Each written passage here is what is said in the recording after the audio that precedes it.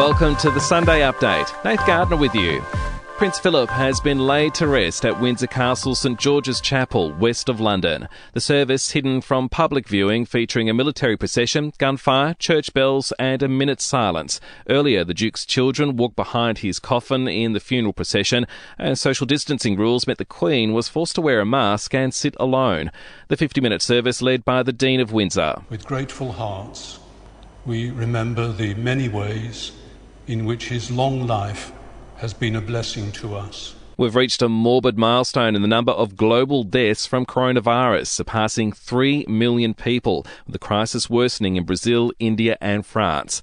Back home, a man has been arrested over a fatal double shooting north of Brisbane. Police were called to Caboolture, where they found two men in a critical condition. They both died later in hospital. There are reports today victims of domestic violence are showing the same degree of brain trauma as retired footballers.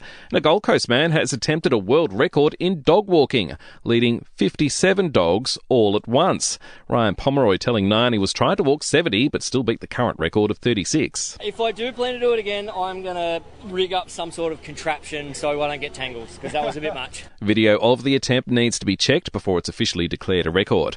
To sport now. In NRL, for the first time in 15 years, Paramatta has won in Canberra, beating the Raiders 35-10. The South Sydney Rabbitohs upset the Tigers 18-14 at Olympic Stadium, while Manly has held Gold Coast scoreless in its 36-point win. While in AFL, Port Adelaide has beaten Carlton at the MCG by 28 points, 96-68. Blues coach David Teague says the Power were a class above. Their ball use just hurt us, and their ability to defend us on both sides. I thought particularly through the second and third quarter we got some good looks, and we just couldn't even get inside 50 and connect. Yet when they got their looks, they went forward and scored. And Brisbane came away with a 102-45-point win over Essendon in wet conditions at the Gabba. And the Sydney Kings have beaten Cairns 89-84 in the NBL, and the 36ers 9-point winners over Southeast Melbourne Phoenix.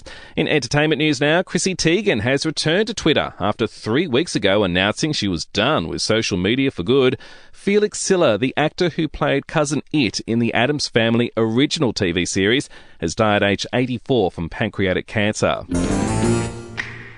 And Dwayne "The Rock" Johnson has bought an LA mansion from comedian and Aliens actor Paul Reiser, spending almost $35 million for the 6-bedroom property. And we'll see you tomorrow morning for another episode of The Update.